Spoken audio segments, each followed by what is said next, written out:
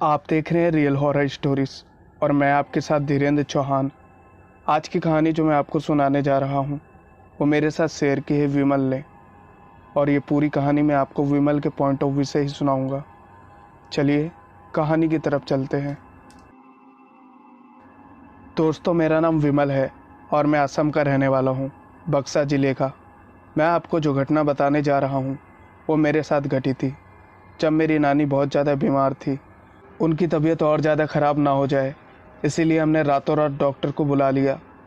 Doctor जब हमारे घर आया तो उसने मुझे एक इंजेक्शन लाने के लिए कहा। मेरे गांव में केमिस्ट की दुकानें सिर्फ 2 ही थी और मैंने उन दोनों दुकान पे वो इंजेक्शन पता कर लिया, लेकिन उन दोनों ही दुकान पे वो इंजेक्शन मुझे नहीं मिला। मैं अपनी नानी की तबीयत और ज़्यादा ख़राब नहीं होने देना चाहता था, इसीलिए मैं तुरंत टाउन एरिया के लिए निकल गया, जो कि हमारे गांव से कई किलोमीटर दूर पड़ता था। उसके लिए मुझे जंगल जैसे रास्ते का सहारा लेना पड़ा। जब मैं अपनी बाइक लेकर उस जंगल से गुजर रहा था, तभी अचानक से मेरी आंखों के सामने से एक बहुत ही बड़ा आदमी गुजरा, जिसका चेहरा मुझे दिखाई नहीं दिया। मुझे डर का एहसास तो तब हुआ जब वो बस कुछ ही दूर आगे गया और मेरी आंखों के सामने से अचानक गायब हो गया। पर मैं करता भी क्या करता, मुझे वहीं से गुजरना था जहाँ पर वो गायब हुआ था। मैंने तुरंत गाड़ी का हॉर्न मारा और वहाँ से गुजर गया। फिर मैं उस टाउन एरिया में पहुँच गया और मैंने केमिस्ट की दुकान से वो इंजेक्शन ले लिया। वापस मैं घर की तरफ आने लगा, लेकिन मुझे नहीं पता था कि वो जो कुछ भी था वो अभी भी मेरा पीछा नहीं छोड़ेगा। जब मैं वापस उसी जंगली रास्ते से अपने घर के लिए जा रहा था, फिर से मुझे वो आदमी दिखाई दिया और इस बार वो मेरी गाड़ी के सामने खड़ा हो गया। उसका चेहरा तो बिल्कुल दिख ही नहीं रहा था, पर पता नहीं ऐसा क्या हुआ कि अचानक वो फिर से मेरी आंखों के सामने से गायब हुआ और इस बार मुझे अपने अंदर कुछ महसूस हुआ, या फिर वो जो कुछ भी है वो मेरे अंदर समा गया हो। मैं अब अपने बस में नहीं था। किसी तरह मैं बाइक चलाकर घर पहुंचा और डॉक्टर को वो इंजेक्शन दिया।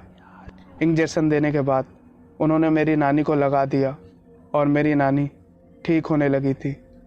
लेकिन पता नहीं थोड़ी देर में क्या हुआ, मैं ज़मीन पर गिर पड़ा और मुझे मेरे रूम में सब लोग लेकर गए।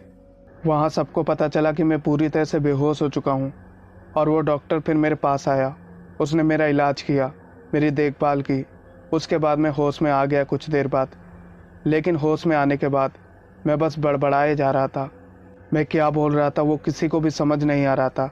शायद मैं किसी दूसरी भाषा में बोल रहा था, लेकिन कुछ देर बाद मैं शांत हो गया। वो डॉक्टर मेरे से पूछने लगा कि अभी जब तुम गए थे क्या तुम्हारे साथ कुछ हुआ था। मैंने कहा नहीं, ऐसी तो कोई बात नहीं है, मैं गया और वापस आया, बस। उस समय मैंने यही बोला, लेकिन मेरे साथ जो कुछ हुआ था वो मुझे पता था, पर वो चीज़ें मैं बोल नहीं पा रहा था। ऐसा लग रहा था कि अगर ये सारी बातें मैं किसी को बताऊंगा तो कोई मेरा गला दबा देगा। फिर वो डॉक्टर तो अपने घर चला गया, लेकिन मैं पूरी रात बहुत परेशान रहा। ऐसा लग रहा था कि कोई अंदर ही अंदर मुझे जकड़े जा रहा है। मैं अपने कंट्रोल में बिल्कुल भी नहीं था। घर वालों ने मेरे दरवाजे को बंद कर दिया और अपने अपनी जगह पर सोने के लिए चले गए। रात भर मैं उस कमरे में इधर से उधर घूमे जा रहा था, पता नहीं मुझे क्या हो रहा था। सुबह जब घर वालों ने मेरा दरवाज़ा फिर से खोला तो मुझे बेहोश पाया। आखिर मेरे साथ ये सब कुछ क्या हो रहा था उन्हें भी समझ नहीं आ रहा था। उन्होंने एक पंडित जी को बुलाया घर पे और उसे ये सारी बातें बताई। उसने कहा कि ये जिस रास्ते से गया था वहीं पर किसी आत्मा ने इसे अपने बस में कर लिया है और वो अब इसे छोड़ना भी नहीं चाहती है। उस पंडित ने बहुत सारी कोशिश की उस आत्मा को मेरे शरीर से निकालने की, लेकिन वो निकलने का नाम ही नहीं ले रही थी। फिर उसने भी हार मान ली और वापस चला गया। हमारे गांव के पास ही एक बाबा बैठते हैं जो कि अपने में ही मगन रहते हैं। वो किसी से कभी कोई बात नहीं करते हैं। मेरे पापा को जब मुझे बचाने के लिए कोई रास्ता नहीं दिखता तो वो उन्हीं बाबा के पास जाते हैं और उन्हें मेरे साथ बीती हुई वो पूरी घटना बताते हैं। वो बाबा मेरे घर आने के लिए तैयार हो गए और जब वो घर आए तो उनके घर आते ही पता नहीं मैं उछलने सा लगा, और फिर उन्होंने जब मेरी तरफ देखा और मेरे सर पे हाथ फेरा तो पता नहीं ऐसा लग रहा था कि मैं अपने कंट्रोल में वापस आ रहा हूँ। उन्होंने अपने गले में कई सारी मालाओं को पहना हुआ था और उन्हीं में से एक माला को मेरे गले में डाल दिया उतार के, उसके बाद मुझे ऐसा लगा कि मुझे कभी कुछ हुआ ही नहीं था और मैं बिल्कुल ठीक हो गया। वो आत्मा जो मेरे शरीर के अंदर घुसी हुई थी वो भी मुझे छोड़ के चली गई। वो बाबा अभी तक जिंदा हैं और मेरे गांव में ही बैठते हैं। अभी भी जब मैं उन्हें देखता हूँ तो सबसे पहले प्रणाम करके तभी आगे बढ़ता हूँ। दोस्तों, ये सच्ची घटना आपको कैसी लगी कमेंट बॉक्स में ज़रूर बताइएगा। ये कहानी मैं आपको जोगेंद्र सिंह के पॉइंट ऑफ व्यू से सुनाऊंगा। चलिए कहानी की ओर बढ़ते हैं। मेरा नाम है जोगेंद्र सिंह और मैं आपको जो घटना बताने जा रहा हूँ वो बिल्कुल सच्ची है। ये घटना मेरे फूफा जी के साथ घटी थी। मेरे फूफा जी का नाम है राजवीर सिंह। उस वक्त मेरे फूफा जी नाइट शिफ्ट की ड्यूटी किया करते थे और वो रात में घर करीब 1-2 बजे आया करते थे। वो स्कूटी से घर आते थे तो उन्हें ज़्यादा समय नहीं लगता था, लेकिन फिर भी रास्ता लंबा होने की वजह से आधा घंटा लग ही जाता था। ये बात आज से 2 साल पहले की है, जब मेरे फूफा जी रोज की तरह घर आ रहे थे। रात के करीब 1:30 बज रहे थे। मेरे फूफा जब घर आते थे तो उनका जो कभी कभी लंच का बचा हुआ खाना होता था वो रास्ते पर कुत्तों को खिला दिया करते थे।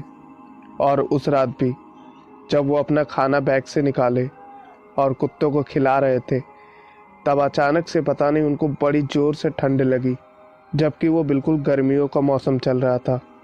वो यही सोच रहे थे कि इतनी गर्मी के मौसम में मुझे आखिर ठंड क्यों लग रही है, कि तभी उनकी नज़र एक सामने खड़े हुए कुत्ते पर पड़ती है जो कि बाकी कुत्तों से थोड़ा अलग दिख रहा था। वो उस कुत्ते के पास जाने से डर भी रहे थे, इसीलिए वो उसे दूर से ही खड़े होकर देख रहे थे कि तभी अचानक वो कुत्ता एक बुढ़िया के रूप में बदल गया और वो बुढ़िया भागते हुई झाड़ियों में चली गई। आखिर वो क्या था वो उन्हें बिल्कुल भी समझ नहीं आया, लेकिन आगे जाते ही उन्हें ऐसा लगा कि उनके बालों को किसी ने पकड़ रखा है। जब उन्होंने पीछे मुड़कर देखा तो वही बुढ़िया पीछे खड़ी थी। वो सब समझ गए थे कि ये कोई बुढ़िया नहीं है बल्कि एक चुड़ैल है। वो कोशिश तो बहुत कर रहे थे कि वो उस चुड़ैल के चंगुल से छूट जाए, लेकिन ऐसा नहीं हो पा रहा था। तभी अचानक उन्होंने भगवान हनुमान का नाम लेना शुरू कर दिया और वो उस चुड़ैल के चंगुल से छूट गए। वो चुड़ैल वहीं के वहीं खड़ी रह गई और वो अपनी साइकिल को चलाते हुए किसी तरह से सही सलामत घर पहुँचे। लेकिन खाना खाने के बाद उनकी तबीयत खराब हो गई। उन्हें बहुत तेज बुखार हो गया। वो अपने बेड पर जाकर लेट गए, लेकिन उनका बुखार कम होने का नाम ही नहीं ले रहा था। उन्होंने अपने लड़के से दवाई मंगवाई और वो दवाई खा के सो गए।